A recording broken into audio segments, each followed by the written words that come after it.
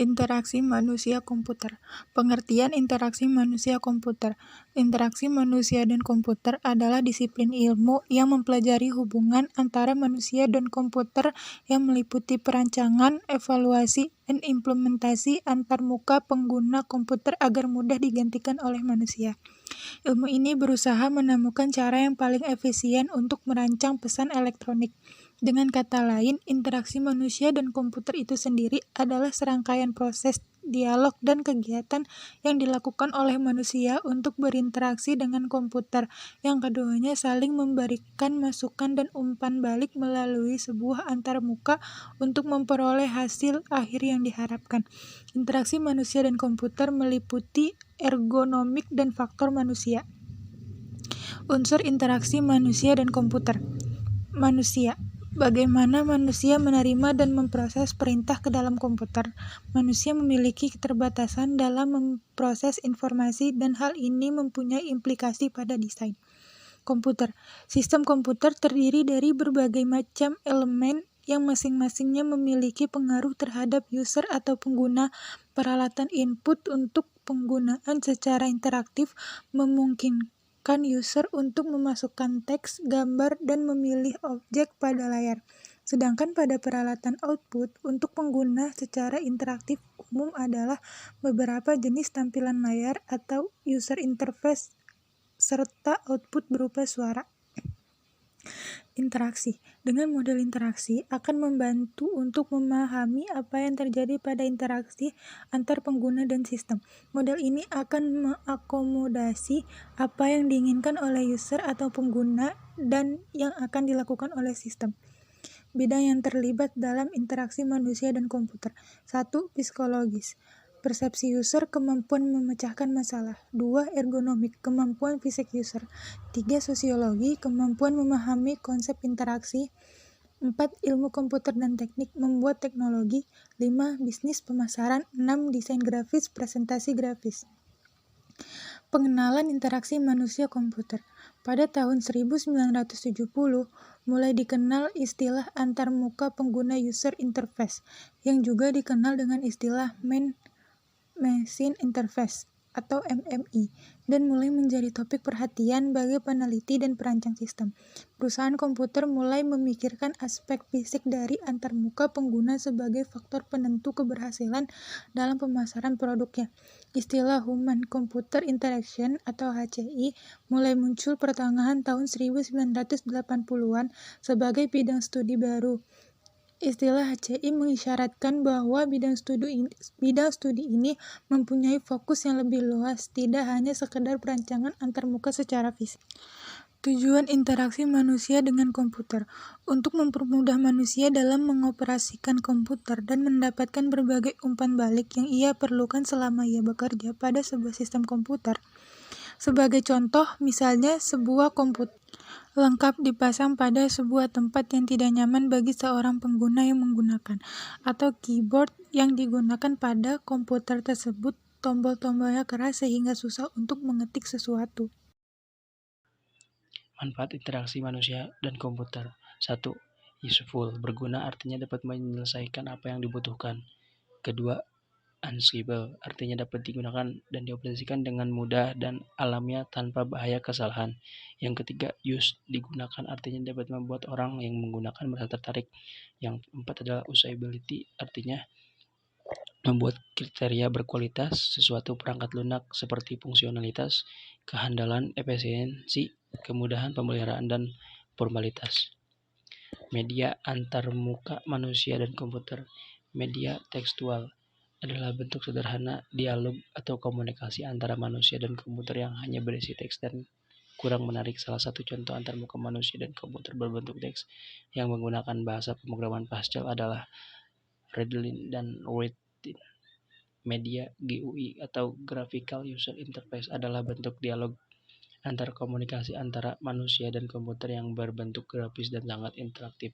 Contoh antarmuka manusia dan komputer yang berbentuk grafis menggunakan pemrograman Visual Basic, Visual Folkwork, Delphi, dan lain-lain. Bidang studi yang mempengaruhi IMK.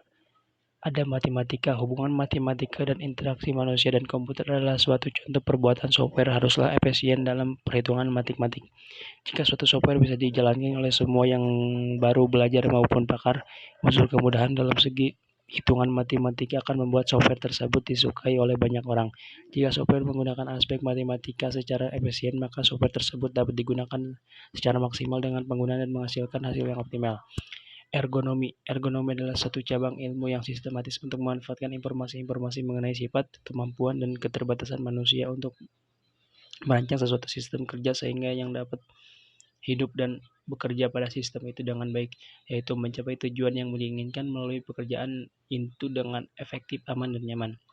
Antropologi, salah satu cabang ilmu sosial yang mempelajari tentang budaya masyarakat suatu etnis tertentu.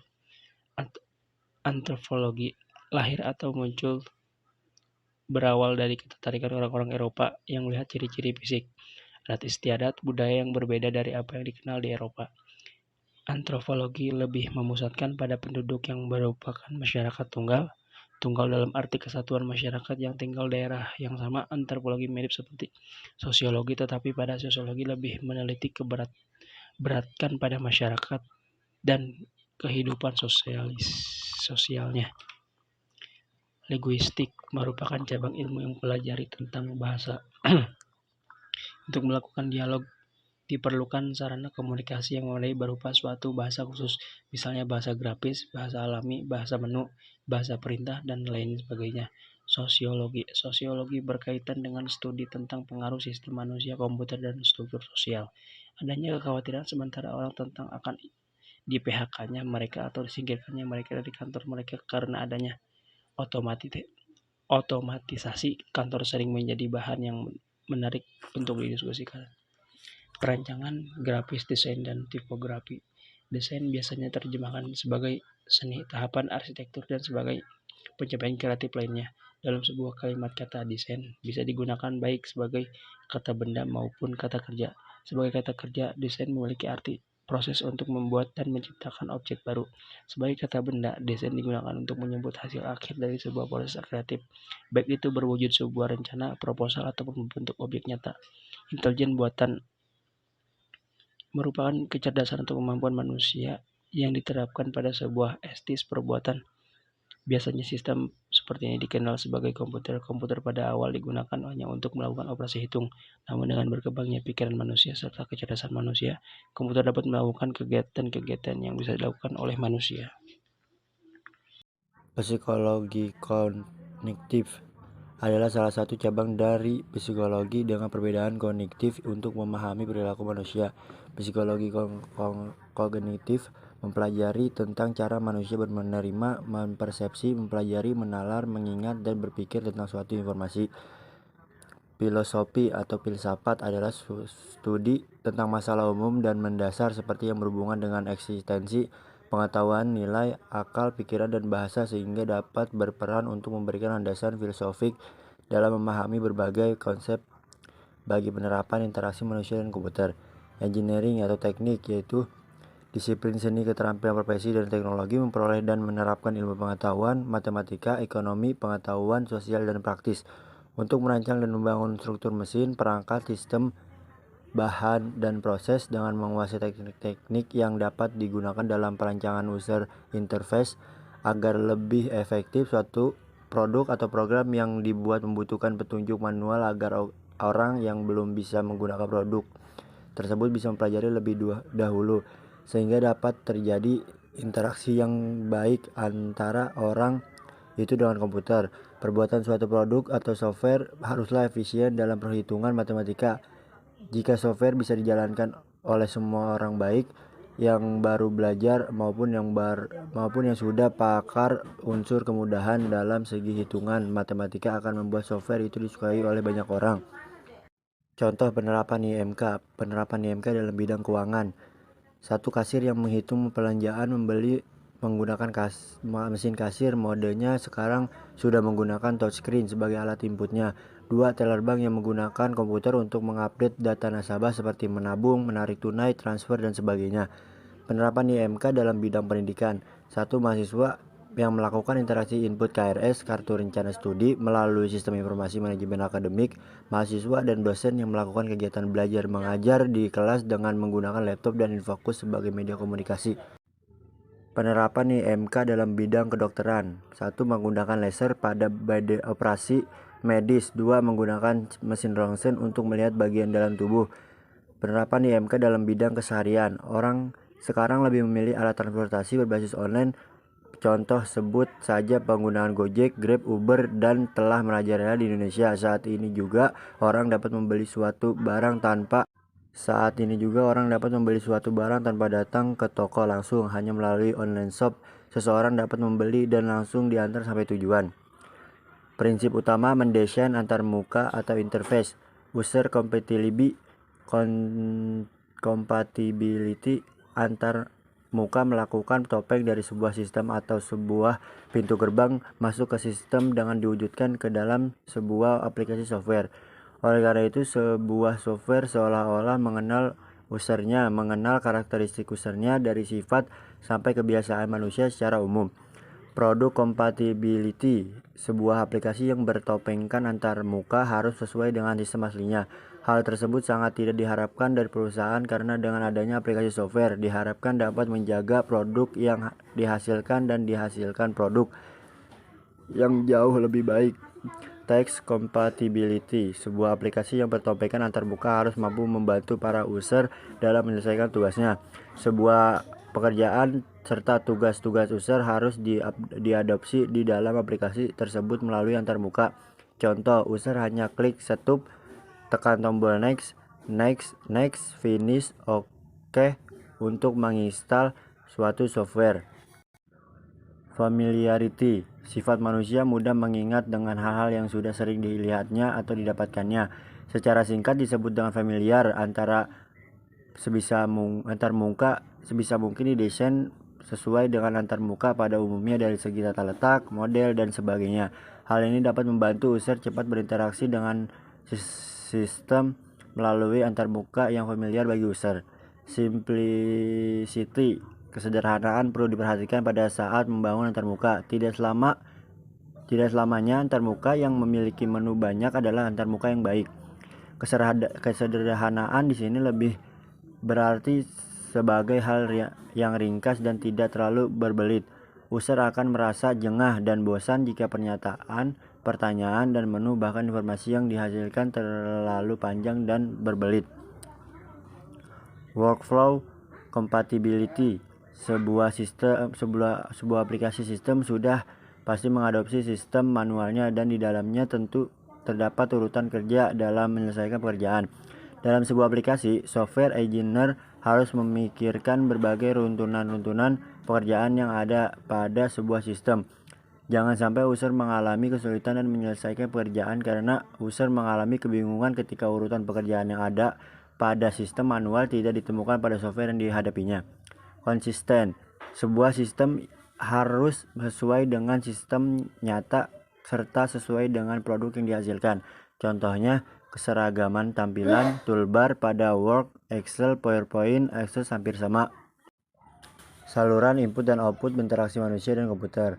Penglihatan mata. Beberapa hal yang mempengaruhi mata dalam menangkap sebuah informasi dengan melihat: luminance, kontras, kecerahan, sudut dan ketajaman penglihatan, medan penglihatan, dan warna. Pendengaran. Dengan pendengaran, informasi yang diterima melalui mata dapat lengkap dan akurat. Pendengaran ini menggunakan suara sebagai bahan dasar penyebaran informasinya. Manusia dapat mendeteksi suara dalam kisaran frekuensi 20 Hz sampai 20 Hz. Tetapi batas bawah dan batas atas biasanya dipengaruhi oleh umur dan kesehatan seseorang. Suara yang berkisar pada frekuensi 1000 sampai 4000 Hz menyebabkan pendengaran menjadi lebih sensitif. Selain frekuensi, suara juga dapat bervariasi dalam hal kebisingan atau loudness. Jika batas bisingan dinyatakan sebagai 0 dB desibel, maka suara bisikan mempunyai tingkat kebisingan 20 desibel. Percakapan bisa mempunyai tingkat kebisingan 10 desibel sampai 70 desibel. Kerusakan telinga terjadi jika pendengar suara dengan kebisingan lebih dari 140 desibel. Suara dapat dijadikan sebagai salah satu penyampaian informasi, akan tetapi hal itu dapat menjadikan manusia cepat bosan sehingga penggunaan suara dalam antarmuka perlu pemikiran khusus dan seksama. Sentuhan kulit. Kulit adalah indera manusia yang berfungsi untuk mengenali lingkungan dari rabahan atau sentuhan benda terhadap tubuh manusia. Sentuhan ini dikaitkan dengan aspek sentuhan dalam bentuk media inputan maupun keluaran. Sensitivitas sentuhan lebih dikaitkan dengan aspek ergonomis dalam sebuah sistem. Feedback dari sentuhan di sini tidak dijadikan sebagai penyaji atau penerimaan informasi, tetapi lebih ke piranti mendukung seperti model keypad, handphone, keyboard, mouse, tempat duduk user, dan sebagainya. Contoh dalam penggunaan papan ketik atau tombol, kita akan merasa nyaman bila tangan kita merasakan adanya sensasi sentuhan. Ketidaknyamanan biasanya disebabkan karena posisi dan bentuk tombol serta pengoperasian tombol-tombol tersebut kadang-kadang harus dilakukan penekanan yang cukup berat atau malah terlalu ringan. Memori manusia dalam interaksi manusia dan komputer. Sebagian besar kegiatan manusia berhubungan dengan memori atau ingatan manusia. Seperti saat manusia selalu mengingat semua yang terjadi. Memori manusia berisi semua pengetahuan dari urutan perilaku.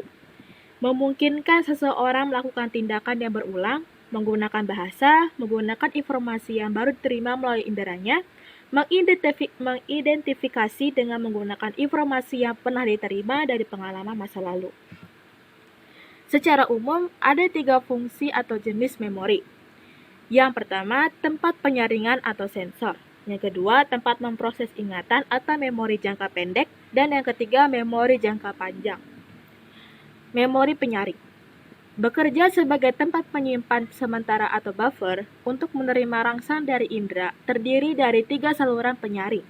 Yang pertama, ikonik, menerima rangsang penglihatan atau visual. Yang kedua, ekoik, menerima rangsang suara. Dan yang ketiga, haptik, menerima rangsangan sentuhan. Isi memori selalu diperbaharui setiap kali ada rangsang yang masuk. Contoh, kita dapat mengetahui perubahan letak jari tangan kita yang digerakkan di depan mata kita.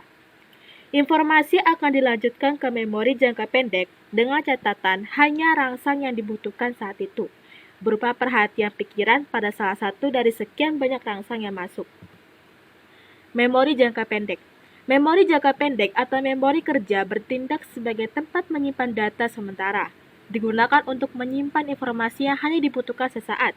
Misal, saat seseorang menghitung 35 kali 6. Mungkin orang itu akan mengalihkan 5 dengan 6 dulu baru kemudian 30 kali 6. Untuk membentuk perhitungan seperti di atas, diperlukan penyimpanan sementara untuk digunakan kembali kemudian. Memori dapat diakses dengan cepat 70 ms, penghilangan cepat 200 ms. Kapasitas memori kecil atau terbatas ada 2 metode dasar untuk mengukur kapasitas. 1. Mengenali panjang dari suatu urutan yang dapat diingat berdasarkan penelitian. Manusia mempunyai kemampuan mengingat 7-9 digit. Yang kedua, kemampuan untuk mengingat kembali ingatan yang baru dipanggil. Misal, manusia akan mudah mengingat kata-kata SpongeBob and Patrick daripada kata-kata Be adopted at Earth. Lalu, memori jangka panjang. Memori ini diperlukan untuk menyimpan informasi dalam jangka waktu yang lama, merupakan tempat menyimpan seluruh pengetahuan, fakta informasi, pengalaman, urutan perilaku, dan segala sesuatu yang diketahui. Kapasitas atau tidak terbatas, kecepatan akses lebih lambat 1-10 per second, proses penghilangan pelan. Ada 2 cara menggali ingatan kembali dalam memori jangka panjang. Yang pertama, episodik, urutan ingatan tentang kejadian, dan yang kedua, semantik, memori yang tersusun berdasarkan fakta, konsep, dan keterampilan. Sekian dari presentasi kelompok 2 interaksi manusia komputer. Wassalamualaikum warahmatullahi wabarakatuh.